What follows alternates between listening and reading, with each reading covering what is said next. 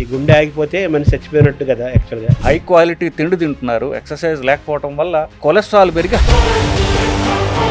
షుగర్కి గుండెపోటుకు ఉన్న అనుబంధం ఏముంది? భారతదేశంలో హార్ట్ అటాక్స్ అనే దానికి ప్రధాన కారణం షుగర్. షుగర్ ఉన్న వాళ్ళల్లో హార్ట్ అటాక్ రిస్క్ చాలా చాలా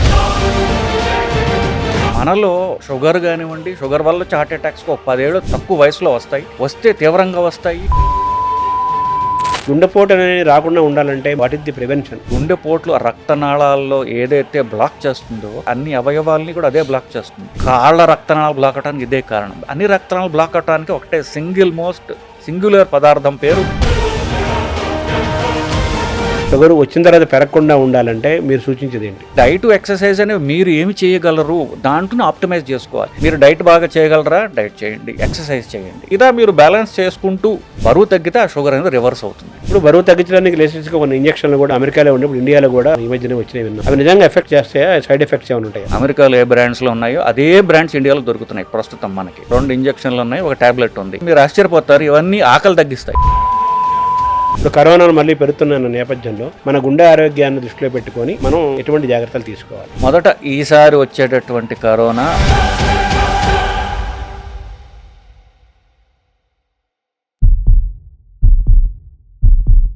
నమస్కారం.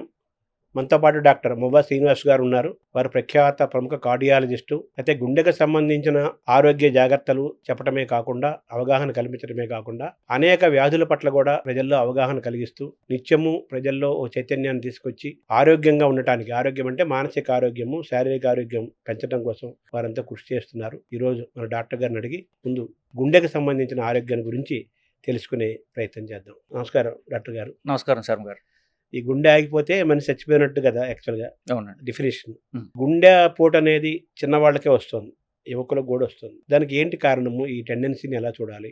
దీని నుంచి మనం ఎలా ప్రివెన్షన్ ఏమైనా ఉందా? గుండె హార్ట్ అటాక్స్ అనేవి తక్కువ వయసులో రావడం అనేది పూర్తిగా నిజం కాదండి. అది అంటే అంతకుముందు వచ్చేవి, ఇప్పుడు కాస్త ఎక్కువగా తెలుస్తుంది జనాలకి. ఫోనుల్లోనే వీడియోలు రావడం వల్ల రికార్డ్ ఎక్కువ అవుతుంది. బేసికలీ నిజం చెప్పాలంటే అంతకుముందు కంటే ఇప్పుడు ప్రధానంగా స్మోకింగ్ అనేది చాలా తగ్గిపోయింది. కొంత పైన తరం వాళ్ళు స్మోకింగ్ ఎక్కువ చేసేవాళ్ళు. ఇప్పుడు దానివల్ల గవర్నమెంట్ చెప్పడం వల్ల కానివ్వండి, స్మోకింగ్ చాలా వరకు తగ్గిపోయింది. పెరిగిందల్లా షుగర్ పెరిగింది. ఎందువల్ల? అఫ్ కోర్స్ అంటే అంతకుముందు కూడా తక్కువే అనుకొని, ఇప్పుడు ఎక్సర్సైజ్ అనేది పూర్తిగా పోయింది. తిండిలో క్వాలిటీ పెరిగింది. సో హై క్వాలిటీ తిండి తింటున్నారు, ఎక్సర్సైజ్ లేకపోవడం వల్ల కొలెస్ట్రాల్ పెరిగి హార్ట్ అటాక్స్ పెరుగుతున్నాయి. కానీ ఇది పాపులేషన్ పెరిగితే హార్ట్ అటాక్స్ పెరగడం తప్ప తక్కువ వయసులో వాళ్ళకి సడన్గా హార్ట్ అటాక్స్ పెరిగిపోయాయి అనడం పూర్తిగా కరెక్ట్ కాదు. షుగర్కి గుండెపోటుకు ఉన్న అనుబంధం ఏముంది? భారతదేశంలో హార్ట్ అటాక్స్ అనే దానికి ప్రధాన కారణం షుగరేనండి. షుగర్ ఉన్న వాళ్ళల్లో హార్ట్ అటాక్ రిస్క్ చాలా చాలా పెరుగుతుంది. అంతేకాకుండా మనం పాశ్చాత్య దేశాల్లో చూసుకుంటే మనలో షుగర్ కానివ్వండి, షుగర్ వల్ల వచ్చే హార్ట్ అటాక్స్ 10 ఏళ్ళు తక్కువ వయసులో వస్తే తీవ్రంగా వస్తాయి. ఆ బ్లాక్స్ కూడా ఎక్కువగా పడుతుంది రక్తనాళాల్లో. సో మిగతా ప్రపంచంలో హార్ట్ అటాక్ క్యాపిటల్ అంటూ ఉందంటే అది ఇండియా. ఇండియాలో కూడా సౌత్ ఇండియా. ఎందుకంటే మనం షుగర్ ఎక్కువ ఉందంటే మన ఆచార వ్యవహారాల వల్ల బేసికలీ. సో షుగర్ పెరగడానికి హార్ట్ అటాక్స్ పెరుగుతున్నాయి. షుగర్ పెరగడానికి ఆచార వ్యవహారాలే కారణం ప్రధానంగా. అంటే ఆచార వ్యవహారాలు అంటే మన ఆహారం పాత్ర కూడా ఉందంటారా? ఇంకా ఏమైనా ఉంది? ఆహారం ప్రధాన పాత్ర అండి. ఎస్పెషల్లీ మన ఆంధ్రదేశం, తమిళనాడు కూడా తీసుకోవచ్చు. 3 పూట్ల రైస్ తినే కల్చర్ మనది. మన తిండిని ప్రోగ్రామ్ చేస్తుంది. మన తిండిలో రైస్ ఎక్కువగా ఉంటుంది. రైస్ ఎక్కువ, క్యాలరీస్ ఎక్కువగా ఉంటున్నాయి. దాన్ని ఖర్చు పెట్టడానికి ఎక్సర్సైజ్ మనం చేయడం లేదు. సో బరువు పెరగడం, షుగర్ పెరగడం ఇవన్నీ జరుగుతున్నాయి. సో ప్రధానంగా క్యాలరీస్ ఎక్కువ ఉన్న తిండి తినడం వల్ల షుగర్ నుంచి కొలెస్ట్రాల్ నుండి బ్లాక్ వచ్చి హార్ట్ అటాక్లు వస్తున్నాయి. సో మనం వెనక్కి తీసుకుంటే మన తిండిలో ప్రధానంగా క్యాలరీస్ ఎక్కువ వల్ల హార్ట్ అటాక్స్ వస్తున్నాయి. షుగర్ రాకుండా ఉండాలంటే ఏం చేయాలి? ప్రివెన్షన్. షుగర్ పెరగకుండా ఉండాలంటే ఏం చేయాలి వచ్చిన తర్వాత? షుగర్ ఇప్పుడు మనం దాన్ని వెనక్కి స్టెప్ బై స్టెప్ తీసుకొచ్చాం. చివరికి మన తిండిలో ఎక్కువగా ఉన్న క్యాలరీస్ అని అనుకుంటున్నామండి. సో మన తిండిలో క్యాలరీస్ అనేవి కార్బోహైడ్రేట్స్ అంటారు. వాటిల్లోంచి ప్రధానంగా క్యాలరీస్ వస్తాయి. మనం తినే తిండిలో క్యాలరీస్, కార్బోహైడ్రేట్స్ ఎక్కువ ఉన్న తిండిలు ఏంటంటే రైస్ ఒకటి, 2 చక్కెర అంటే చక్కెర, బెల్లము, స్వీట్స్ అన్ని దానిలోకి వస్తాయి. రైస్, చక్కెర. 3వది దుంపలు. నాలుగోది పళ్ళు. సో ఈ నాలుగిట్లో ఉండేటటువంటి క్యాలరీస్ ఎక్కువగా తినడం వల్ల 30 తర్వాత శరీరం పెరగడం ఆగిపోతుంది. సో దానికి తిండి అక్కర్లా. కానీ మన తిండి కంటిన్యూ అవుతుంటుంది అట్లాగే అదే మోతాదులో. సో ఎక్కువ క్యాలరీస్ ఏమవుతుంది ఫ్యాట్ కింద కన్వర్ట్ అయిపోయి అది కొలెస్ట్రాల్ అని పెరుగుతుంటుంది. సో మీరు అడిగిన క్వశ్చన్కి స్పెసిఫిక్గా చెప్పాలి అంటే మనం తినే తిండిలో రైస్ మిగతావి ఎక్కువ తినరు కాబట్టి పళ్ళు కానీ చాలా మంది రోజు తినకపోవచ్చు. షుగర్ ఏదో కొంచెం తినొచ్చు. దుంపలు అప్పుడు పెద్దవాళ్ళు ఎక్కువ అప్పుడు తక్కువ తింటారు. సో రైస్ ప్రధానంగా తగ్గించుకుంటే తిండిలో క్యాలరీస్ తగ్గుతాయి. తిండిలో క్యాలరీస్ తగ్గితే షుగర్ తగ్గుతుంది. సో మన జెనెటిక్స్, మన డిఎన్ఏ, మన ఆహారపు అలవాట్లు ఒక్కొక్క ప్రాంతానికి ఒక్కొక్క శీతోష్ణ పరిస్థితులు కానీ జీన్స్ కానీ ఒక్కొక్క ప్రాంతానికి ఒక్కొక్క రకమైన ఆహారాన్ని డిజైన్ చేశారు కదా. సో మనకు కూడా అలా డిజైన్ అవ్వబడిన ఆహారం కదా ఇది. దీన్ని మనం ఇప్పుడు తప్పుగా మనం చూడాలా, ఎలా చెప్పాలి? కరెక్టే. ఇప్పుడు మీరు సాహిత్యాభిమానులు శ్రీనాథుడు చాటువులు చెప్పాడండి. చిన్న చిన్న రాళ్ళు, చిల్లర దేవుళ్ళు, నాగులేటి నీళ్లు, నాపరాళ్ళు, సజ్జ జొన్న కూళ్ళు, సర్పంబులను తేళ్లు, పలనాటి సీమ పల్లెటూళ్ళు. ఆయన చెప్పింది ఏమిటి? నా పల్నాడులో ఆ రోజులు తినేది సజ్జ జొన్న. సో అది శ్రీనాథుడు 400 ఏళ్ల క్రితం వాడే కదా. సో మన ప్రధానంగా అట్లీస్ట్ ఆయన చెప్పిన ప్రాంతం చూసుకున్నా కూడా సజ్జ జొన్న ఎక్కువ తినేవాళ్ళు. అఫ్కోర్స్ తెలంగాణలో ఇప్పటికీ కూడా రైస్ కంటే పల్లెటూళ్ళలో చూసుకుంటే జొన్నలు ఎక్కువ తింటుంటారు. ఫస్ట్ ఎక్కువ ప్రధానంగా ప్రజలు తినేది సజ్జలు, జొన్నలు ఇట్లాంటివి తినేవాళ్ళు. కొంచెం చదువుకున్న వాళ్ళు, అప్పర్ క్లాస్ వాళ్ళు రైస్ తినడంతో అది ఫ్యాషన్ అయిపోయింది. సో రైస్ తినడం కొంచెం ఫ్యాషన్ లాగా అయిపోయి రైస్ ఎక్కువగా పెరిగిపోతూ వచ్చింది. ప్లస్ మనకి మంది రెండు సార్లు తినే కల్చర్. ఈ బ్రిటిష్ వాళ్ళు వచ్చి బ్రేక్ఫాస్ట్ అనేది ఇంట్రడ్యూస్ చేశాడు. సో 3 సార్లు తినడం అదొక ఫ్యాషన్ అయిపోయింది. ఆ ఫ్యాషన్ లో రైస్ తినడం అంటే ఇప్పుడు ఇడ్లీలు కానివ్వండి ఇవన్నీ కూడా రైస్ ప్రధానంగా చేసేవి రిలేటెడ్. సో 2 సార్లు తినే జొన్నలు పోయి 2 సార్లు రైస్ వచ్చి అది 3 సార్లు రైస్ అయిపోయింది. సో ఈ కల్చర్ మనం డిజైన్ చేసుకుంది కాదు. మనం డిజైన్ చేసుకుంది మనం కల్చరల్ ఫ్యాషన్ బట్టి పోయి ట్రెడిషనల్ తిండి మారిపోయి గత 300-400 ఏళ్లుగా ఈ రైస్ ప్రధానమైనటువంటి తిండిగా రూపాంతరం చెందింది బేసికల్. దానివల్ల ఇప్పుడు ఈ అధిక బరువు, షుగరు పెరిగి హార్ట్ అటాక్లు పెరుగుతున్నాయి తప్ప మన ట్రెడిషనల్ తిండి మనం వదిలేసాం. అందువల్ల ఇది వస్తుంది అనేది నా అభిప్రాయం. మళ్ళీ గ్రీన్ రెవల్యూషన్ వచ్చిన తర్వాత ఈ మన ప్రాంతంలో రైసు, నార్త్ ప్రాంతంలో గోధుమలు, ఈ రెండు పెరిగినాయి గ్రీన్ రెవల్యూషన్లో భాగంగా. ఈ పెరిగిన తర్వాతనే షుగర్లు ఇవన్నీ పెరుగుతున్నాయి అని అంటున్నారు. సో మనదైన ఆహారం మళ్ళీ మనం తిరిగితే ఇప్పుడు మీరు చెప్పినట్టుగా సజ్జలు, జొన్నలు, రాగులు, ఆరికలు, కొర్రలు ఇటువంటి ఆహారం ఒకప్పుడు తినేవాళ్ళము కొన్ని వందల సంవత్సరాల క్రితము. 50 ఏళ్ల క్రితం కూడా చాలా ప్రాంతాల్లో, పల్నాడు ప్రాంతాల్లో, చాలా ప్రాంతాల్లో, రాయలసీమలో, తెలంగాణలో 40 ఏళ్ల క్రితం కూడా తిన్నారు. ఆ ఆహారం మళ్ళీ మనం ఆహారాన్ని కానీ దాంట్లోకి వెళితే మళ్ళీ మన ఆరోగ్యాన్ని తిరిగి తెచ్చుకోవచ్చని అనొచ్చా మీ మాటల ద్వారా? నిస్సంశయంగా అండి. ఎట్లా అనుమానం లేకుండా మన ట్రెడిషనల్ అంటే ఇప్పుడు కాదు, మనం మీరు చెప్పినట్టుగా మన ట్రెడిషనల్ తిండికి మనం పోగలిగితే మనకున్న జాడ్యాలన్నీ పోతాయనేది నా అభిప్రాయం అండి. ఇప్పుడున్న నేపథ్యంలో లైఫ్ స్టైల్ డిసీజెస్ అంటున్నారు. ఎగ్జాక్ట్. మనం ఏ డిసీజ్ టచ్ చేసినా దానంటే లైఫ్ స్టైల్కి లింక్ చేస్తున్నారు కదా. అవును. ఇప్పుడు ఈ మారిన క్రమంలో లైఫ్ స్టైల్ని మనం మార్చుకోవటం సాధ్యమా? ఇటువంటి వాతావరణంలో కూడా మన ఆరోగ్యాన్ని ఎలా కాపాడుకోవాలి? సో దానికి ఒకటే ఎగ్జాంపుల్ చెప్తానండి. ఇప్పుడు నేను చాలా బిజీ, నేను కార్పొరేట్లో పనిచేస్తుంటా, మేనేజర్ని లేదా నేను డాక్టర్ని కావచ్చు, ఎవరైనా సరే నేను ఎంత బిజీగా ఉన్నానంటే పొద్దున 6 నుంచి రాత్రి 11 బిజీగా ఉన్నా. అందువల్ల నాకు హార్ట్ అటాక్ వచ్చిందంటే నాకు అర్థం లేదు కదా. సో మీరు ఏం పని చేసినా చివరికి మీరు ఆరోగ్యం పాడు చేసుకున్నంతగా ఉంటే ఆ పని మీకు హానికరం. బిజీగా ఉండొద్దు నేను చెప్పట్లా, పని తగ్గించుకోవాలని కూడా నేను చెప్పట్లా. మీరు ఎంత బిజీగా మీ స్కెడ్యూల్ మీరు పెట్టుకుంటారో ఆ స్కెడ్యూల్లో 1 గంట మీరు ఎక్సర్సైజ్ పెట్టుకోకపోతే మీకు మీరు హాని చేసుకుంటున్నారు కదా. మీరు ఆరోగ్యంగా ఉంటే మీ పని ఇంకా బాగా చేయగలరు. సో మీకు పని చేయడానికి బాగా ఎఫిషియెంట్గా ఉండడానికి భాగంగా మీ బాడీని కాపాడుకోవడం కూడా మీ ఎఫిషియన్సీలో భాగం. అది పెద్ద పెద్ద పొజిషన్స్లో ఉన్న వాళ్ళకైతే వాళ్ళ ఆరోగ్యం ప్రజలకు ఉపయోగం కాబట్టి వాళ్ళ చుట్టూ ఉన్న టీము వాళ్ళకి సంవత్సరం పరీక్షలు చేయడం, వాళ్ళకి బలవంతంగా ఎక్సర్సైజులు చేస్తుంటారు. అలాగే if you want to be busy or if you think you are efficient, మీరు నేను ఎఫిషియంట్ అనుకుంటే దానిలో భాగంగా ఎక్సర్సైజ్ ఉండాలి. అంటే ఫిజికల్ ఫిట్ బాడీలో ఫిట్ మైండ్ ఉంటుంది కాబట్టి. సో నేను ఎంత బిజీగా ఉన్నాను, చాలా స్ట్రెస్ఫుల్ లైఫ్ కాబట్టి నేను ఎక్సర్సైజ్ చేయలేకపోతున్నాను అనడం అనేది మీరు ఎఫిషియంట్ కాదు అని చెప్తోంది అది. సో అంటే దెర్ ఈజ్ నో ఎక్స్క్యూజ్. మీరు పొద్దున బిజీగా ఉంటే మధ్యాహ్నం చేయండి, లంచ్ టైంలో చేయండి. లంచ్ టైంలో బిజీగా ఉంటే ఎక్సర్సైజ్ సాయంత్రం చేయండి. ఏదో ఒక టైంలో మీరు ఎక్సర్సైజ్ చేసి తీరాలి, లేదంటే మీరు అనారోగ్యం పాలవుతారని తథ్యం అండి. షుగర్లు రాకుండా ఉండాలంటే శాశ్వతంగా. షుగర్ వచ్చిన తర్వాత పెరగకుండా ఉండాలంటే మీరు సూచించేది ఏంటి? సింపుల్ లెక్క అండి బేసిక్‌గా. మనం తినే తిండిలో క్యాలరీస్ ఎక్కువ ఉంటున్నాయి. ఆ క్యాలరీస్‌ని ఖర్చు పెట్టలేకపోతున్నాం మనం. ఇప్పుడు డైట్ అంటాం. మనందరం ఇప్పుడు మాట్లాడింది రైస్ ఆపేయాలని చెప్తున్నాం. ఈ అలవాట్ల వల్ల ఇప్పుడు అన్నప్రాసన చేసేది అన్నం అంటున్నాం. అన్నప్రాసన ఒక సంవత్సరం వయసులో చేస్తారు. 40 ఏళ్ళకో, 50 ఏళ్ళకో నాలాంటి డాక్టర్ అవ్వచ్చు అన్నం మానేయమంటే వాళ్ళకి కష్టం కావచ్చు. అందరూ ఆపలేకపోవచ్చు కూడా. సో, ఈ డైట్, ఎక్సర్సైజ్ అనేవి మీరు ఏమి చేయగలరు? దాంట్లోనే ఆప్టిమైజ్ చేసుకోవాలి. మీరు డైట్ బాగా చేయగలరా? డైట్ చేయండి. మీరు డైట్ చేయలేరనుకోండి, మీరు తగ్గించగలిగినంత మీరు తగ్గించుకోండి. ఎక్సర్సైజ్ చేయండి. సో, ఈ 2 బ్యాలెన్స్ చేసుకుంటూ మనం బరువు తగ్గాలి. సో, బరువు తగ్గడానికి మీరు డైటు చేయాలి, ఎక్సర్సైజు చేయాలి. వట్టి డైటే చేశారనుకోండి, ఒక గాలి తీసిన బెలూన్‌లాగా ఒక సిక్ లుక్ వస్తుందనమాట. ఏదో జబ్బు పడిపోయిన వాడి లుక్ వస్తుంది. అది కాకుండా ఎక్సర్సైజ్ చేసినట్లయితే ఆ ఫ్యాట్ లాస్ ఏదైతే ఉందో అది హెల్తీగా ఉంటాడు వాడు. సో, ఎక్సర్సైజ్ చేసిన బాడీ హెల్తీగా అందంగా కనిపిస్తుంది. ఉట్టి డైట్ చేసిన వాడికి జబ్బు వచ్చినా కూడా చూడండి అలా గాలి తీసిన బెలూన్‌లాగా అయిపోతాడు చూసారా అలా. సో, మీరు ఈ డైట్‌ని చేసుకుంటూ, మీరు డైట్ చేయడం కష్టమైతే కనీసం ఎక్సర్సైజ్ చేసుకుంటూ, ఎక్సర్సైజ్ చేయడం కష్టమైతే డైట్ ఎక్కువ చేసుకుంటూ, ఇలా మీరు బ్యాలెన్స్ చేసుకుంటూ బరువు తగ్గితే ఆ షుగర్ అనేది రివర్స్ అవుతుందండి. ఇప్పుడు మన డయాబెటీస్ అనేటటువంటి జబ్బులో 95% రివర్సిబుల్ అండి. హుహు. 95% టైప్ 2 డయాబెటీస్ అంటారు. అంటే అది అధిక బరువు వల్ల వచ్చిందది. జెనెటిక్‌గా వచ్చింది కాదు. So, 95% reversible. ఇప్పుడు ఎవరెవరైతే డయాబెటీస్ రివర్స్ చేస్తాము అని అడ్వర్టైజ్ చేసుకుంటున్నారో, చెప్తున్నారో వాళ్ళందరూ చివరికి ఎఫెక్టివ్‌గా చేసేది బరువు తగ్గించడమే. సో, మీరు బరువు తగ్గించుకోగలిగితే డిసీజ్ రివర్స్ అయిపోతుంది. ఇప్పుడు బరువు తగ్గించడానికి లేటెస్ట్‌గా కొన్ని ఇంజెక్షన్లు కూడా మొత్తం అమెరికాలో ఉండే ఇప్పుడు ఇండియాలో కూడా ఈ మధ్యనే వచ్చినవి విన్నాం. అవును. అవి నిజంగా ఎఫెక్ట్ చేస్తాయా? సైడ్ ఎఫెక్ట్స్ ఏమైనా ఉంటాయా? నిజానికి బరువు తగ్గడానికి అమెరికా వాళ్ళకేంటంటే అర్థమైపోయింది. జనాలు తిండి ఆపలేరు. ఎక్సర్సైజ్ చేయడం వీళ్ళ వల్ల కాదు. అది ఫిక్స్ అయిపోయాం. సో, దీనివల్ల ఏమిటి? సో, ఈ ఎక్సర్సైజ్ చేయలేరు, తిండి తగ్గించలేరు కాబట్టి నిజం చెప్పాలంటే ఇప్పుడు 2 ఇంజెక్షన్లు ఉన్నాయండి. భారతదేశంలో ఈరోజు హైదరాబాద్‌లో అవైలబుల్. 2 ఇంజెక్షన్లు ఉన్నాయి. ఒక టాబ్లెట్ ఉంది. అమెరికాలో ఏ బ్రాండ్స్‌లో ఉన్నాయో అదే బ్రాండ్స్ ఇండియాలో దొరుకుతున్నాయి ప్రస్తుతం మనకి. ఇవన్నీ కూడా మీరు ఆశ్చర్యపోతారు. ఇవన్నీ ఆకలి తగ్గిస్తాయి. అంటే తిండి కట్టుకోవడం ఎంత కష్టమో అర్థమైపోయింది కదా! సో, తిండి తగ్గించడానికి, ఆకలి తగ్గించడానికి 3 పనిచేస్తాయి. ఆకలి తగ్గితే బరువు తగ్గుతారు. బరువు తగ్గితే కానీ ఇవి డెఫినెట్‌లీ సైంటిఫికల్లీ ప్రూవెన్ ఎఫెక్టివ్ అండి. దీనిలో అనుమానం లేదు. నేనే చాలా మందికి కూడా రాస్తూ ఉంటాను. రైబెల్సస్ అనేటటువంటి టాబ్లెట్ ఉన్నది. అలాంటిది విగోవిన్ ఇంజెక్షన్ ఇదే ఇంజెక్షన్ రూపంలో వస్తుంది. అది రాబోతోంది త్వరలో. మోంజారో అనేటటువంటి లేటెస్ట్ ఇంజెక్షన్ అది ప్రస్తుతానికి అవైలబుల్. ఇవి బరువు తగ్గిస్తానిలో effective no doubt about it. నెలకి 1.5 కిలో నుండి 2 కిలోల దాకా బరువు తగ్గిస్తాయి ఇవి. సో, ఇది ఎఫెక్టివ్ హెల్తీ వెయిట్ లాస్ ఇది.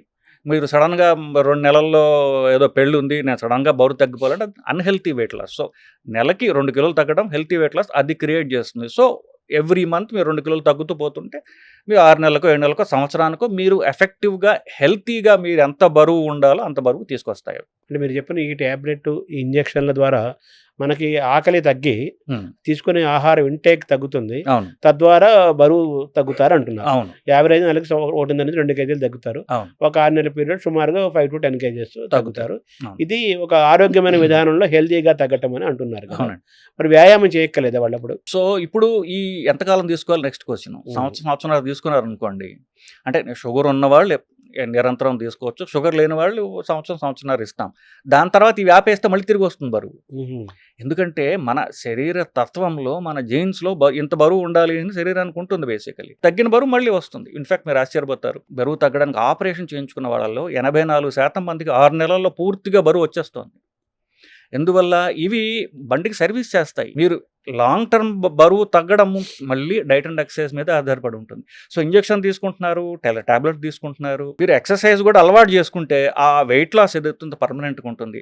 ఒకవేళ షుగర్ పోయి, బీపీ తగ్గిపోయి, కొలెస్ట్రాల్ తగ్గిపోయి ఇవన్నీ ఏవైతే మీరు మంచి ఎఫెక్ట్స్ మీరు సాధించారో అవి పర్మనెంట్‌గా ఉండాలంటే ఎక్సర్సైజు, వెయిట్ లాస్, తిండి మార్పు ఇవి తప్పవండి. అంటే మీరు చెప్పినట్టుగా ఇంజెక్షన్లు తీసుకున్నా, టాబ్లెట్ వేసుకున్నా తగ్గుతారు. అవి ఆపేస్తే మళ్ళీ పెరుగుతారు. అవునండి. మీరు సర్జరీ చేయించుకున్నా తగ్గినట్టు కనిపిస్తారు, తగ్గుతారు. మళ్ళీ కొన్నకాలంగా మళ్ళీ పెరుగుతారు. ఇవి ఏమీ జరగకుండా ఉండాలంటే మన సహజమైన విధానంలో న్యాచురల్‌గా మన లైఫ్ స్టైల్‌ని మార్చుకుంటే మాత్రలు వేసుకోక్కర్లేదు, ఇంజెక్షన్ చేసుకోక్కర్లేదు, సర్జరీ చేసుకోక్కర్లేదు. తప్పకుండా. That is the best method కదా! That is the best method, most effective method, most difficult method. ఓహో! ఎందుకంటే ఇప్పుడు నేను చెప్పినట్టుగా డైట్ చేయడం, ఎక్సర్సైజ్ చేయడం అనేది అన్నిటికంటే కష్టతరం అండి. చెప్పడం చాలా తేలిక గాని ఇప్పుడు ఎవరన్నా పేషెంట్‌తో మాట్లాడనుకోండి, వాళ్ళు బాగా మోటివేటెడ్‌గా ఉన్నారనుకోండి, నెల రోజులు చేస్తారు. ఆ తర్వాత మోటివేషన్ పోతుంది. వాళ్ళకి జిమ్‌కెళ్ళి డబ్బులు కడతాడు అని ఆ డబ్బు అలాగే ఉంటుంది. వీళ్ళు జిమ్‌కి పోరు. సో డైట్ ఎక్సర్సైజ్ అనేది మన యాటిట్యూడ్, మన ఆలోచన విధానం ఉంది చూసారా, అది కొంచెం బద్ధకంతో నిండి ఉన్నటువంటి ఆలోచన. బేసికల్ మనుషులందరూ అలాగే ఉంటారు చేసి, అది లాంగ్ టర్మ్ చేసుకోవడం అనేది యాక్చువల్ ఛాలెంజ్. శరీరాన్ని మన మనస్సుని కాదని నేను లాంగ్ టర్మ్ ఎక్సర్సైజ్ చేస్తాను అని అలవాటు చేసుకోవడం, దాన్ని ఎంజాయ్ చేయాలి బేసికల్. అప్పుడు లాంగ్ టర్మ్ చేయలేరు కదా. ఇప్పుడు డైట్ మార్పిడి చేసాము, అది ఎంజాయ్ చేయలేకపోతే వాళ్ళు లాంగ్ టర్మ్ డైట్ చేయలేరు. అవును. ఇన్ఫ్యాక్ట్ 80% డైట్స్ అన్నీ ఫెయిల్ అవుతాయి. ఎవరెవరు డైట్ గురువులు ఉన్నారో అన్ని ఫెయిల్యూర్ డైట్లే. ఎందువల్ల? మనిషికి ఇష్టమైనది పర్మనెంట్గా తింటాడు. నువ్వు అన్నం మానేసి అంటాడు, వాడికి అన్నం ఇష్టం, వాడు 2 నెలల కంటే మానలేడు. రకరకాల డైట్లు కూడా it has to be tailored to the person. వాళ్ళ ఇష్టాయిష్టాలతోటి మనం వర్క్ చేసుకుంటూ నీకు ఇష్టమైనవన్నీ తిను, రైస్ లేకుండా తిను అని చెప్పాను, వాడి క్లారిటీ వస్తుంది. ఓహో, మనస్సు ఈ విల్ నాట్ ఫీల్ డిప్రైవ్డ్, అప్పుడు లాంగ్ టర్మ్ చేయగలడు. సో ఈ కెన్ ఆ డైట్ ఎక్సర్సైజ్ కంటిన్యూస్గా చేసుకోగలరు. మీరు చెప్పినట్టు రైస్ తక్కువ తగ్గించుకుంటే సరిపోదా, పూర్తిగా మానేయాలంటారు? యాక్చువల్గా పూర్తిగా మానేస్తే మంచిదండి. బట్ వాళ్ళకి బాగా అలవాటు ఉన్నట్లయితే కనుక ఎంతవరకు తక్కువ తినగలిగితే, ఇప్పుడు రైస్ మానేసి ఇప్పుడు ప్రత్యామ్నాయం ఏం తినాలి అని బేసిక్లీ. సో ఆకలిగా ఉన్నట్లయితే ఎక్కువ కాలం చేయలేరు కదా. సో ప్రధానంగా మెయిన్ ఫంక్షన్ ఏంటంటే, వాళ్ళ main principle of weight loss is ఆకలిగా ఉండాల్సిన అవసరం లేదు. కష్టపడి మీరు సఫరింగ్లోకి పోతే ఎక్కువ కాలం చేయలేరు బేసిక్లీ. సో ఆకలిగా ఉండకుండా మీరేం తినాలి, రైస్ లేకుండా మీరేం తినాలి. రైస్ మీకు బాగా అలవాటు ఆపుకోలేరు, ఆ రైస్ ఎంత తక్కువ తక్కువ. దాంతోపాటుగా మీరేం తింటారు, దాంతోపాటు కీన్వా తింటారా, గోధుమ తింటారా, జొన్నలు తింటారా, మీకు మీ ఇష్టాలు బట్టి మీరు దాన్ని మార్చుకోవచ్చు. సో అది పర్మనెంట్గా చేయగలరు. అంటే ఆకలిని తీర్చుకుంటూ అపటైట్ని మెయింటైన్ చేసుకుంటూ, ఎగ్జాక్ట్లీ అలాగే మనలో నీరసం రాకుండా ఎనర్జెటిక్గా ఉంటూ, ఎగ్జాక్ట్లీ 4 తాలూకు యొక్క అభిరుచులని ఆస్వాదాన్ని కూడా అనుభవిస్తూ ఆహారం డిజైన్ చేసుకోవడం అనేది ఛాలెంజ్. అది ఛాలెంజ్, అది ఇండివిజువలైజ్డ్. అందుకని నా దగ్గరకు వచ్చేసారు, సార్ మీకు డైట్ షీట్ ఇవ్వండి అంటారు. 200 గ్రాములు ఇడ్లీ, 30 గ్రాముల చట్నీ, ఒక 4 చుక్కల కాఫీ ఇట్లా రాసాం అనుకోండి, అవి ఎవరు మెజర్ చేస్తారు ఇంట్లో? జరిగే పని కాదు. సో వాళ్ళ ఇష్టాయిష్టాలతోటి వాళ్ళకి నేను చెప్తాను, ఇవి ప్రిన్సిపల్స్ అండి. మీ ఇష్టాయిష్టాలు మీరు డిజైన్ చేసుకుని దాని ప్రకారం ఈ ప్రిన్సిపల్స్ మీరు ఇన్కార్పొరేట్ చేసుకున్నట్లయితే మీరు లాంగ్ టర్మ్ చేయగలరు. మీరు లేదంటే ఇప్పుడు మీరు చేయలేరు ఎక్కువ కాలం అని చెప్తూ ఉంటారు. ఇప్పుడు ఇంటర్మీడియట్ ఫాస్టింగ్ అని ఒకటి వచ్చింది కదా, అది అని ఉపయోగపడుతుంది యాక్చువల్గా? సో ఇంటర్మీడియట్ ఫాస్టింగ్ అంటే ఒంటిపూట భోజనం అండి. సో ఇన్ఫ్యాక్ట్ మనకి సన్యాసులు చేసేది ఒంటిపూట భోజనమే. సో అదే ఇంటర్మీడియట్ ఫాస్టింగ్ అంటే. ఇంటర్మీడియట్ ఫాస్టింగ్ అంటే రోజుకి ఒకసారి తినడం, మిగతాదంతా కూడా కడుపు ఖాళీగా ఉంచుకోవటం, లేదా మీరు రైస్ కాకుండా మీరు ఏమైనా తినగలగడం. సో అలా చేసినట్లయితే ఎఫెక్ట్ ఉండాలని అనుమానం లేదు. మీకు సైంటిఫిక్ రీజన్ చెప్పగలను. సైంటిఫిక్ రీజన్ ఏంటంటే, దానికి ఇప్పుడు మీరు ఏది తిన్నా కూడా అది పూర్తిగా బ్రేక్ డౌన్ అయ్యి కణాలకు వెళ్ళడానికి 12 గంటలు పడుతుంది. మీరు పొద్దున్న బ్రేక్ఫాస్ట్ 8ంటికి చేశారండి, ఆ తిన్న బ్రేక్ఫాస్ట్ పూర్తిగా అది కణాల్లో పోవడానికి రాత్రి 8 గంటలు అవుతుంది. మరి రాత్రి దాకా మరి వెయిట్ చేయట్లేదుగా. 10ంటికి ఒక కాఫీ టీయో, మధ్యాహ్నం మళ్ళీ పూర్తి భోజనము, రాత్రి మళ్ళీ పూర్తి అంటే ఇది పూర్తిగా సెల్స్లోకి వెళ్ళలేదు. 2 లోడ్లు ఆల్రెడీ పడిపోయాయి. సో మనం టైం ఇవ్వట్లా. సో 12 గంటలు గ్యాప్ ఇచ్చారనుకోండి, అప్పటికి ఇది తినదంతా శరీరంలోకి వెళ్ళిపోతుంది. అప్పుడు నెక్స్ట్ తీసుకోవచ్చు. ఈ 12 గంటల కంటే ఎక్కువ మీరు గ్యాప్ ఇచ్చారనుకోండి, అప్పుడు శరీరంలో రక్తంలో క్యాలరీస్ లేవు. అదేం చేస్తుంది, ఉన్న ఫ్యాట్ కరిగించుకుంటుంది. అప్పుడు బరువు తగ్గుతారు మీరు. సో ఇది సైంటిఫిక్ ప్రిన్సిపల్ బేసిక్లీ ఇంటర్మిటెంట్ ఫాస్టింగ్కి. సో 12 గంటలు మీరు పొట్ట ఖాళీగా ఉంచగలిగితే, రాత్రి 8ంటికి తిన్నారు మీరు, 12 గంటలు పొద్దున్న 8 దాకా ఏం తినరు, బ్రేక్ఫాస్ట్ డ్రాప్ చేశారనుకోండి, అప్పుడు మీకు ఫ్యాట్ కరగడం స్టార్ట్ అవుతుంది. సో బ్రేక్ఫాస్ట్ ఆపేయడమే ఇంటర్మిటెంట్ ఫాస్టింగ్. అయితే ఇప్పుడు ఆహారం తీసుకోకపోతే గ్యాస్ ఫామ్ అవుతుంది అంటారు కొంతమంది, దాన్ని ఎలా చూడాలి? సో ఇప్పుడు నేను బ్రేక్ఫాస్ట్ ఆపేసేయండి, ఇది ఇంటర్మిటెంట్ ఫాస్టింగ్. ఇంటర్మిటెంట్ ఫాస్టింగ్ అనేది సైంటిఫిక్ టర్మ్, చాలా మందికి మాట. సో బ్రేక్ఫాస్ట్ ఆపేయడం ప్రాక్టికల్లీ. ఇప్పుడు ఇది ఒక చిన్నప్పటి నుంచి ఒక 40-50 ఏళ్ళు ఎంత వాళ్ళ వయసు బట్టి అది అలవాటైనటువంటిది. పొట్టకి పొద్దున్న 8ంటికి లోడ్ పట్టడం అనేది దానికి అలవాటు అయిపోయింది. సో అది వేయలేదనుకోండి, అది గోల పెడుతుంది. అవసరం కొద్ది కాదు, అలవాటు బట్టి. సో అలవాట్లు మనకు హానికరం అయినప్పుడు అలవాట్లు మార్చుకోవాలి కదా. సో అది కొంతకాలం, నెలలో 2 నెలల్లో మీ అలవాట్లు బట్టి అది కొంచెం మొరాయిస్తుంది, కానీ దానికి మంచిది కాబట్టి మనం చేసి తీరాలి. సో గ్యాస్ పట్టడం, ఉబ్బరంగా ఉండడం, ఇట్లాంటివన్నీ కూడా మెల్లగా సర్దుకుంటాయి బేసిక్గా. మన శరీరానికి మనం ఏది అలవాటు చేస్తే మెల్లగా దానికి అలవాటే ఒక సులక్షణం ఉంది. సరే, చెడు చెప్పారు మీరు, మంచి కూడా ఉంది కదా. మన శరీరానికి మనం ఏది అలవాటు చేస్తే అది ఆటోమేటిక్గా అలవాటు అయిపోతుంది అది. కాబట్టి ఆ ప్రాక్టీస్లో మనం నార్మల్సీకి వచ్చేస్తాం with no time. That's positive sign. So ఇప్పుడు షుగర్ రాకుండా ఉండాలంటే మీరు సూచించే ఆహారం ఏమైనా ఉందా? సో షుగర్ రాకుండా ఉండాలంటే మీ బరువు చూసుకుంటూ ఉండండి. మీ బరువు అనేది మీ హైట్ బట్టి ఉంటుందండి. 30 వయసు దాకా జనరలీ కొంతవరకు ఏదో ఒక రూపంలో కాస్త శరీరం గ్రోత్ అంటూ జరుగుతూ ఉంటుంది. దాని తర్వాత గ్రోత్ పూర్తిగా ఆగిపోతుంది. అక్కడి నుంచి బరువు పెరగడం మొదలెడతారు. సో మీ హైట్ మీరు మెజర్ చేసుకొని దాన్ని సెంటీమీటర్స్లోకి మార్చుకొని, ఫర్ ఎగ్జాంపుల్ 5 ఫీట్ ఎవరన్నా హైట్ ఉన్నారనుకోండి, వాళ్ళు 150 సెంటీమీటర్లకి వస్తుంది. సో 150లో 100 తీసేయండి, 50 మిగిలింది. సో 5 ఫీట్ ఉన్నవాళ్ళు 50 కిలోలు ఉండాలి ఐడియల్గా. సో మీ హైట్, ఇది సింపుల్ లెక్క, కాంప్లెక్స్ లెక్కలు ఉన్నాయి, సింపుల్ జనరల్ అర్థం అవడానికి. మీ హైట్ బట్టి మీ వెయిట్ ఉంటుంది. మీ హైట్ని సెంటీమీటర్స్లో చూసుకుని దానిలో 100 తీసేస్తే మిగిలేది మీ ఐడియల్ వెయిట్. ఆ వెయిట్కి దరిదాపుగా అటు ఇటు మీరు మెయింటైన్ చేసుకుంటున్నా కూడా మీరు బరువు పెరగరు. అది మెయింటైన్ చేయగలిగితే షుగర్ రాదు. ఇప్పుడు అది ఏజ్ని బట్టి కూడా మారదా ఆ వెయిట్? అన్ని ఏజ్లకి 100 తగ్గించడమేనా? సో ఏజ్ ఇప్పుడు 30 ఏళ్ల వాడికి రూపంలో 60 ఏళ్ల వాడికి రూపంలో తేడా ఏంటంటే 30 ఏళ్ళ వాడు సన్నగా ఉంటాడు, 60 ఏళ్ళ వాడు లావుగా ఉంటాడు. ఎందువల్లంటే 30 ఏళ్ల తర్వాత మెటబాలిజం స్టార్ట్స్ ఫెయిలింగ్. మెటబాలిజం తగ్గిపోతూ ఉంటుంది. సంవత్సరానికి 1% వాళ్ళ లంగ్ కెపాసిటీ, వాళ్ళ మజిల్ కెపాసిటీ తగ్గిపోతూ ఉంటుంది. అది న్యాచురల్. ఇంకా అంటే నేచర్కి మనతో అవసరం లేదు. అంటే 60 ఏళ్ళకి మీరు చెప్పిన 30% తగ్గిపోతుందా? 30% తగ్గిపోతుంది. అంటే సంవత్సరం పర్సెంట్ అంటే 1% తగ్గిపోతూ పోతుంది. వాడు 90 ఏళ్ళు జీవిస్తే 60% తగ్గిపోతుంది. అందుకనే ఎల్డర్లీ వాళ్ళకు వీక్గా ఎందుకుంటారు? ఇప్పుడు 30 ఏళ్ల వాడి కంటే 60 ఏళ్ల వాడు బలం తక్కువ ఎందుకుంటాడు, లావు ఎందుకు ఎక్కువగా ఉంటాడు? అన్నిటికీ ఒకటే ఆన్సరు, మీ మెటబాలిజం ఫెయిల్ అవుతోంది. ఫెయిల్ అవ్వకుండా చూసుకోవడానికి వ్యాయామం ఒకటే మార్గము. ఫెయిల్ అవ్వాలని లేదు, ఫెయిల్ న్యాచురల్గా అవ్వచ్చు. మీరు మజిల్ కండ బలం మజిల్ స్ట్రెంగ్త్ మీరు మెయింటైన్ చేసుకుంటే మీ మెటబాలిజం అనేది 30 ఏళ్లకు ఉన్న మెటబాలిజం 60 ఏళ్ళకి మీరు మెయింటైన్ చేయగలరు. అదే 90 ఏళ్ళు కూడా మెయింటైన్ చేయగలరు, if provided you maintain muscle strength. Muscle strength పెంచుకోవాలంటే ఎక్సర్సైజ్ ఒకటే భాగమా?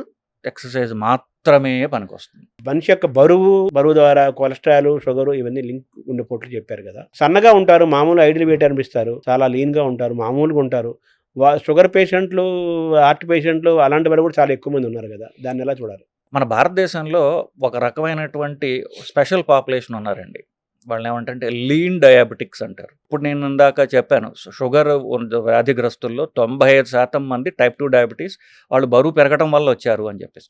ఇంకొక 5% ఉన్నారు చూసారా, వాళ్ళలో కొంత శాతం 2% ఎవరంటే లీన్ డయాబెటిక్స్ అంటారు. ఇది భారతదేశంలో ఎక్కువ, ఎస్పెషల్ సౌత్ ఇండియాలో ఎక్కువ. అంటే సన్నగా ఉంటాడు వాడు, కానీ అవయవాల చుట్టూ ఫ్యాట్ ఎక్కువ ఉంటుంది, విజరల్ ఫ్యాట్. అంటే వాడు సన్నగా ఉంటాడు, పొట్ట మాత్రం ఎంత ఉంటుంది. అంటే ఏంటి, అవయవాల చుట్టూ ఫ్యాట్ ఎక్కువ ఉంది, దానివల్ల షుగర్ వస్తుంది వాళ్ళకి. సో వీళ్ళకి కూడా ఫ్యాట్ తగ్గడానికి చేసే ఎక్సర్సైజెస్ ఏవైతే ఉన్నాయో అవి చేసుకున్నట్లయితే పొట్ట చుట్టూ ఉండే ఫ్యాట్ కూడా పోతుంది. వాళ్ళు అంటే పొట్ట చుట్టూ ఉండే అవయవాల చుట్టూ ఉండే ఫ్యాట్, బొజ్జ, అది పోతుంది. పోతే షుగర్ రివర్స్ అవుతుంది. కడుపు చుట్టూ ఫ్యాట్ ఉండి పొట్ట ఎక్కువ ఉంటే సన్నగా, మిగతా ఆకృతి సన్నగా ఉంటుంది, పొట్ట దగ్గర ఎక్కువగా ఉంటుంది కాబట్టి అంటున్నారు. ఈ ఏం లేకుండా వాడు మామూలు చాలా మంది సన్నగా ఉండేవాళ్ళు, మామూలుగా ఉండేవాళ్ళు కూడా చాలా మంది ఉన్నారు షుగర్ పేషెంట్స్. వీళ్ళందరినీ లీన్ డయాబెటిక్స్ అంటామండి. వీళ్ళలో లీన్గా ఉండి పొట్ట కూడా లేకుండా డయాబెటీస్ ఉందంటే అది స్ట్రాంగ్ జీన్స్ వల్ల ఉంటే అవకాశం ఉన్నది. ఇప్పుడు దీంట్లో 90% కామన్ కాబట్టి 90% గురించి మాట్లాడుతున్నాం. ఇంకొక 5% ఏంటంటే మనకి జీన్స్ స్ట్రాంగ్గా ఉంటాయి. ఇప్పుడు 60 ఏళ్ళకి తాతగారికి షుగర్ వచ్చింది, కొడుక్కి 40 ఏళ్ళకి షుగర్ వస్తుంది, మనవడికి 30 ఏళ్ళకే వస్తుంది. తండ్రికి షుగర్ ఉన్నట్లయితే తర్వాత తరం కొడుకులకి, ఎస్పెషల్లీ కొడుకులు అంటే తండ్రికి షుగర్ ఉన్నట్లయితే తర్వాత సంతానానికి 5 రెట్లు షుగర్ వచ్చే రిస్క్ ఎక్కువ ఉంటుంది. సో మీరు చెప్పింది చాలా సబ్ కేటగిరీ. వాళ్ళకి స్ట్రాంగ్ జెనెటిక్ టెండెన్సీ ఉన్నప్పుడు ఇలా వస్తుంది. కొలెస్ట్రాల్ పాత్ర కూడా అంతేనా? షుగర్ ఉంటే షుగర్ నుంచి కొలెస్ట్రాల్ వస్తూ ఉంటుంది. కానీ కొలెస్ట్రాల్ ఇండిపెండెంట్గా రావచ్చు, ఒట్టి కొలెస్ట్రాల్ రావచ్చు. కానీ షుగర్ వల్ల కామన్గా షుగర్ వల్ల కొలెస్ట్రాల్ పెరుగుతూ ఉంటుంది. గుండెపోట్లు అనేది మనం ప్రారంభంలో అనుకున్నాం. గుండెపోటు అనేది రాకుండా ఉండాలంటే మనం ఎటువంటి ఆహారం తీసుకోవాలి? ఇప్పుడు వాట్ ఇస్ ది ప్రివెన్షన్? గుండెపోటు ఎందుకు అంటున్నామంటే గుండెపోటు వల్ల ప్రాణాలు పోతాయని. బట్ అది గుండెపోట్లు రక్తనాళాల్లో ఏదైతే బ్లాక్ చేస్తుందో శరీరంలో అన్ని రక్తనాళాలని, అన్ని అవయవాల్ని కూడా అదే బ్లాక్ చేస్తుంది. ఫర్ ఎగ్జాంపుల్ గుండెపోటుకి ఏదైతే కారణమో పక్షవాతానికి అదే కారణం. అలాగే కాళ్ళ రక్తనాళాలు బ్లాక్ అవడానికి ఇదే కారణం. అన్ని రక్తనాళాలు బ్లాక్ అవడానికి ఒకటే సింగులర్ పదార్థం పేరు ఎల్డిఎల్. మన రిపీట్ ప్రొఫైల్లో అది కనిపిస్తూ ఉంటుంది. ఇది ఎల్డిఎల్ అనే పదార్థం కొలెస్ట్రాల్ అన్నదానికి ఇది ప్రధాన కారణం. దీనివల్ల బ్లాక్ అవుతాయని లిపిడ్ హైపోథసిస్ అని 1978లో కనిపెట్టారండి. ఇది ఒక స్టడీ చేసి కనిపెట్టారు బేసికలీ. సో ఎల్డిఎల్ అనే పదార్థాన్ని పరీక్ష చేసుకుంటూ, ఇన్ఫ్యాక్ట్ అమెరికన్ హార్ట్ అసోసియేషన్ వాళ్ళు ఏమంటారంటే 18 ఏళ్ళు వయసు దాటిన వాళ్ళు ప్రతి సంవత్సరం, ఫుల్ పాపులేషన్ ప్రతి సంవత్సరం కొలెస్ట్రాల్ పరీక్ష చేసుకోండి, ఎల్డిఎల్ మానిటర్ చేసుకోండి. దాని బ్యాడ్ కొలెస్ట్రాల్ అంటున్నారు. అది బ్యాడ్ కొలెస్ట్రాల్ అంటున్నాం.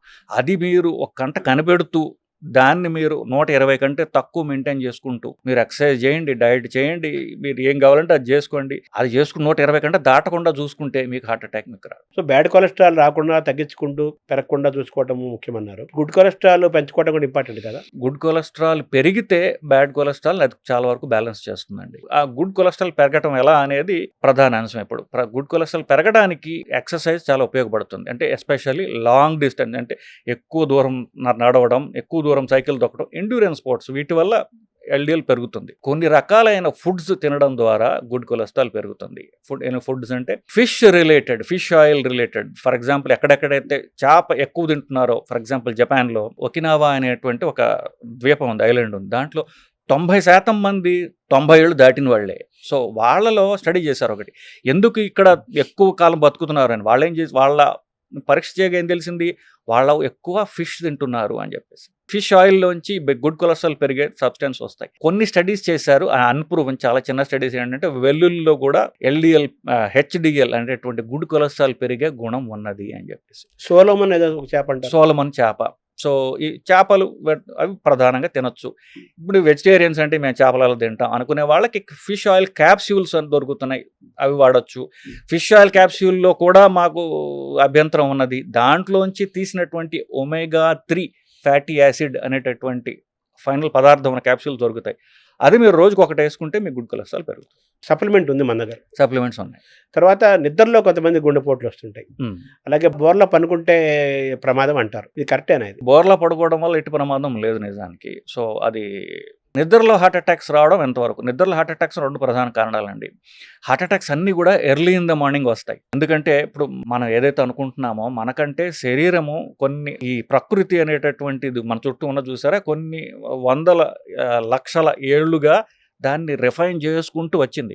సో మన గుండె కొట్టట్లేదు కదా. సో శరీరానికి ఇంటెలిజెన్స్ ఏం చేస్తుందంటే, పొద్దున్న 6ంటికి వీళ్ళు నిద్ర లేపాలి కాబట్టి పొద్దున్న 3-4ంటికి బీపీ పెరగడం స్టార్ట్ అవుతుంది. ఆ బీపీ పెరగడంలో భాగంగా ఒక్కొక్కసారి హార్ట్ అటాక్ రిస్క్ వస్తుంది. ఎందుకు, బీపీ ఆల్రెడీ అధికంగా ఉన్న వాళ్ళకి, ఆల్రెడీ కొలెస్ట్రాల్ ఉన్న వాళ్ళకి ఆ బీపీ పెరగడంతో ఎర్లీ మార్నింగ్ అనేది సడన్గా హార్ట్ అటాక్స్ వస్తుంది. So heart attacks early morning రావడం అనేది, పక్షవాతాలు ఎర్లీ మార్నింగ్ రావడం అనేది ఇది చాలా కామన్. దానికి సైంటిఫిక్గా ఇవి ఉన్నాయి. ఇంకొకటి, కొన్ని జెనెటిక్ హార్ట్ జబ్బులు ఉంటాయి, అవి కూడా అర్ధరాత్రి వస్తాయి, ఎర్లీ మార్నింగ్. అవి అర్ధరాత్రి నిద్రలో వచ్చే హార్ట్ అటాక్స్ వచ్చి అవి జెనెటిక్గా వచ్చినటువంటి జబ్బులు అవి. కానీ ప్రధానంగా హార్ట్ అటాక్స్, పక్షవాత ఎర్లీ మార్నింగ్ రావడానికి కారణం early morning rise of BP basically. So already BP ఎక్కువ ఉందనుకోండి, ఇంకా పెరిగి హార్ట్ అటాక్ వస్తుంది. సో బీపీ కనుక మనం కంట్రోల్ చేసుకుంటూ ఉంటే, ఎస్పెషల్లీ నైట్ బీపీ తక్కువ ఉన్నట్లయితే ఎర్లీ మార్నింగ్ హార్ట్ అటాక్స్, పక్షవాతాలు మనం నివారించవచ్చు. అంటే కొలెస్ట్రాల్ కూడా నైట్ టైం ఎక్కువ వర్క్ చేస్తుంటుంది అంట, అది కరెక్ట్ అండి? కొంతవరకు కరెక్ట్ అండి. అది కొలెస్ట్రాల్ అనేది రాత్రిపూట తయారవుతుంది లివర్లో, కాబట్టి కొలెస్ట్రాల్ టాబ్లెట్ రాత్రి ఇస్తారు. సో మామూలుగా ఇచ్చే కొలెస్ట్రాల్ టాబ్లెట్లు అంటే పాత కొలెస్ట్రాల్ టాబ్లెట్లు రాత్రి ఇవ్వమని చెప్పేవాళ్ళం. కొత్తవి అయితే ఎప్పుడు తీసుకున్నా పర్వాలేదు అంటే, ఎందుకంటే రోజంతా పనిచేస్తుంది కాబట్టి. బట్ ఐడియల్లీ ఇప్పటికీ కూడా కొలెస్ట్రాల్ టాబ్లెట్ నైట్ తీసుకోండి అనడానికి కారణం మీరు చెప్పిన పాయింట్. సరే, పొద్దున్న మన నిద్ర లేచిన వెంటనే తెల్లారుజామున వస్తుంటాయి, సడన్గా కొంతమంది గుండెపోట్లు వస్తాయి. సరే, కొంతమంది గుండెపోటు రాకపోయినా కానీ మనం కొంచెం నివారణ చేసుకోవాలి అంటే, పొద్దున్న లేచిన వెంటనే మనం ఇమీడియట్గా ఏం చేయాలి, ఏం చేయకూడదు? ఇప్పుడు గుండెపోటు రావడానికి కారణాలు ఎప్పుడు ఒకటే ఉంటాయండి, షుగరు, బీపీ, కొలెస్ట్రాల్, ఇట్లాంటివి, స్మోకింగ్. వీటిని కంట్రోల్ చేసుకుంటే గుండెపోటు రిస్క్ తగ్గుతుంది బేసికలీ. కానీ మీరు చెప్పిన పాయింట్, మీరు స్పెసిఫిక్ క్వశ్చన్ అడిగారు కాబట్టి, ఇప్పుడు చాలా మంది ఏం చేస్తారంటే, వాళ్ళకి ఎర్లీ మార్నింగ్ టాయిలెట్ వస్తుంది. టాయిలెట్ వస్తే అదే నిద్రలో లేచి టాయిలెట్కి వెళ్తారు, అదే సగం నిద్రలోనే మూత్రం కానివ్వండి, మల విసర్జన చేస్తూ ఉంటారు బేసికలీ. ఇప్పుడు మూత్ర విసర్జన ఎస్పెషల్లీ చేసినప్పుడు ఫుల్ బ్లాడర్ ఉంటుంది నైట్, అది సడన్గా ప్రెషర్ తగ్గడం వల్ల బీపీ తగ్గుతుంది. సో బీపీ తగ్గి కళ్ళు తిరిగి పడిపోతుంటారు, కళ్ళు తిరిగి పడిపోయి కాంప్లికేషన్లు వస్తూ ఉంటాయి. బాత్రూంలో పడిపోయాడు, లో బీపీ రావడం వల్ల. సో చిన్న చిట్టగా ఏంటంటే, ఏ వయసు వాళ్ళైనా సరే, మీరు మంచం నుంచి లేచినప్పుడు వెంటనే ఫస్ట్ నుంచోకుండా ఒక్క అర నిమిషం మంచం మీద కూర్చోండి. మీరు బ్యాలెన్స్గా ఉన్నారా ఏమిటో చూసుకోండి. చూసుకుని నుంచుని మళ్ళీ చూడండి. సో నేను am I fit to walk first. మీరు అంతా బాగుంది అనుకున్నప్పుడే మీరు బాత్రూమ్కి వెళ్ళండి. నేను పెద్దవాళ్ళ గురించి మాట్లాడట్లా. నా మిత్రుడు ఒక కార్డియాలజిస్ట్, అతను 40 ఉంటాయేమో. సో అతను ఇలాగే పొద్దున 5ంటికి టాయిలెట్కి వెళ్ళాడు, కళ్ళు తిరిగి పడిపోయి బుర్ర దెబ్బ తగిలి కుట్లు వేసుకోవాల్సిన పరిస్థితి వచ్చింది. So simple method. సో మీరు లేచినప్పుడు ఒక్క క్షణం కూర్చోండి, అంతా బాగుందంటే నుంచుని ఒక క్షణం ఆగండి, అప్పుడు నడవండి. టాయిలెట్కి వెళ్ళేటప్పుడు కూర్చుని వెళ్ళడం సేఫ్. ఇప్పుడు ఆల్రెడీ బీపీ తక్కువ ఉంటుంది, రాత్రి యూరినేషన్ ఇంకా తగ్గిపోయింది అనుకోండి, కళ్ళు తిరిగి పడతారు. సో కూర్చుని ఉంటే యువర్ సేఫర్. ఇప్పుడు కరోనాను మళ్ళీ పెరుగుతున్న నేపథ్యంలో మన గుండె ఆరోగ్యాన్ని దృష్టిలో పెట్టుకొని మనం ఎటువంటి జాగ్రత్తలు తీసుకోవాలి? మొదట ఈసారి వచ్చేటటువంటి కరోనా అంత ప్రమాదకరమైన ప్రాణాంతకమైన కరోనా కాదు. బట్ స్టిల్ మనకి రాకుండా ఉండాలంటే మాస్క్ వేసుకోండి. ఇన్ఫాక్ట్ గవర్నమెంట్ రెగ్యులేషన్ మాస్క్ కూడా అక్కర్లేదు అంటున్నాయి. కానీ ఎవరైతే దగ్గుతున్నారో తుమ్ముతున్నారో వాళ్ళకి కాస్త దూరంగా ఉండండి. మీకు జ్వరం వచ్చినట్లయితే మిమ్మల్ని మీరు మిగతా వాళ్ళకి దూరంగా ఉంచుకోండి. ఎస్పెషల్లీ పెద్దవాళ్ళు ఇంట్లో ఉండొచ్చు, పేషెంట్స్ ఇంట్లో ఉండొచ్చు. ఆ 2 రోజులు కాస్త మాస్క్ అయినా వేసుకోండి. ఈ మాత్రం చేస్తే మీకు కరోనా రాకుండా మీరు కాపాడుకోగలరు. ఫస్ట్ డేంజరస్ వైరస్ కాదు కాబట్టి మనకి రాకుండా చూసుకోవడానికి, మన నుంచి ఇంకొకరికి పోకుండా ఉండడానికి మాస్క్ ఒకటే సరండి. ఇప్పుడు షుగర్ పేషెంట్లు, బీపీ పేషెంట్లు ఇలాంటి వాళ్ళు ఇంకొంచెం కేర్ఫుల్గా ఉండాలి కదా. షుగర్, బీపీ వల్ల మిగతా ప్రాబ్లమ్ గుండె, కిడ్నీ, బ్రెయిన్ ఇట్లాంటి ప్రాబ్లమ్స్ వచ్చిన వాళ్ళు మాత్రం ఎందుకంటే వాళ్ళు జాగ్రత్తగా ఉండాలి. షుగర్ ఇట్ సెల్ఫ్ మీరు చెప్పినట్టుగా కొంతవరకు మన రోగ నిరోధక శక్తిని తగ్గిస్తుంది, ఎస్పెషల్లీ అన్కంట్రోల్డ్ షుగర్. సో వీళ్ళు తుమ్ములు, దగ్గులు వాళ్ళకి దూరంగా ఉండండి. సో ఎస్పెషల్లీ మీరు క్లోజ్డ్ స్పేసెస్, ఒక లిఫ్టో, ఒక కారో, ఒక బస్సో, ట్రైనో ఉన్నప్పుడు అంతా అది ఒక ఏసీ పెట్టిలాగా ఉంటుంది. అది ఆ పెట్టిలో తుమ్ములు, దగ్గులు నడుస్తూ ఉంటాయి. మన వాళ్ళకి మనం నోటికి అడ్డం పెట్టుకోవాలన్న అంగిత జ్ఞానం ఉండదు. అందరూ మొహల మీద దగ్గుతుంటారు. వాళ్ళని ఆపలేము, మనకి మనం ప్రొటెక్ట్ చేసుకోవాలి. సో ఈ రోగ నిరోధక తక్కువ ఎవరైతే ఉంది అనుకుంటున్నారో, రిస్క్ ఫ్యాక్టర్స్ ఉన్న వాళ్ళు మీరు మాస్క్ వేసుకోవడం ద్వారా మిమ్మల్ని మీరు కాపాడుకోగలరు. థ్యాంక్ యూ డాక్టర్ గారు. చాలా క్లుప్తంగా, చాలా సరళంగా అందరికి అర్థమయ్యేటట్టు చాలా విషయాలు చెప్పారు.